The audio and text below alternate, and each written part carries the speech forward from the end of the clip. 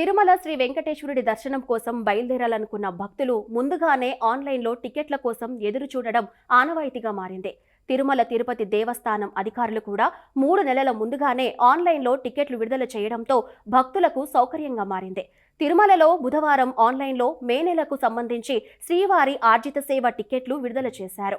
20వ తేదీ ఉదయం 10 గంటల వరకు ఈ సేవ టికెట్లు ఎలక్ట్రానిక్ డిప్ కోసం పేర్లు నమోదు చేసుకునేందుకు భక్తులకు అవకాశం కల్పించారు. ఈ నెల 20 నుంచి 22వ తేదీ మధ్యాహ్నం 12 గంటల వరకు నగదు చెల్లింపునకు భక్తులకు వెసులుబాటు ఉంది. అలాగే ఈ నెల 21న ఉదయం 10 గంటలకు ఆన్లైన్లో మే నెలకు సంబంధించి కళ్యాణోత్సవం, ఊంజల్ సేవ, ఆర్జిత బ్రహ్మోత్సవం, సహస్ర దీపాలంకర సేవ టికెట్లు విడుదల చేస్తారు. అదే రోజు మధ్యాహ్నం 3 గంటలకు వర్చువల్ సేవలు, వాటి దర్శన స్లాట్లకు సంబంధించి టికెట్లు కోటా విడుదలవుతున్నాయి.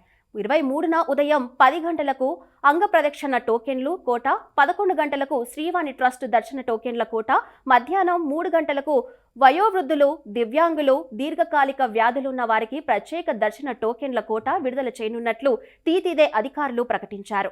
ఇక భక్తులు మరింత ఆతృతగా ఎదురుచూసే మే నెల ప్రత్యేక ప్రవేశ దర్శన టికెట్ల కోట ఈ నెల 24న ఉదయం 10 గంటలకు, మధ్యాహ్నం 3 గంటలకు తిరుమల తిరుపతిలో వసతి గదుల కోట విడుదల చేస్తారు. ఈ నెల 27న మధ్యాహ్నం 3 గంటలకు మార్చి నెలకు సంబంధించి శ్రీవారి సేవ, పరకామణి సేవ కోటను విడుదల చేయనున్నట్లు టీటీదే అధికారులు తెలిపారు. ఇదిలా ఉండగా 4 రోజుల నుంచి రద్దీగా ఉన్న తిరుమల కొండల్లో ఈ రోజు భక్తుల రద్దీ సాధారణ స్థాయికి చేరింది.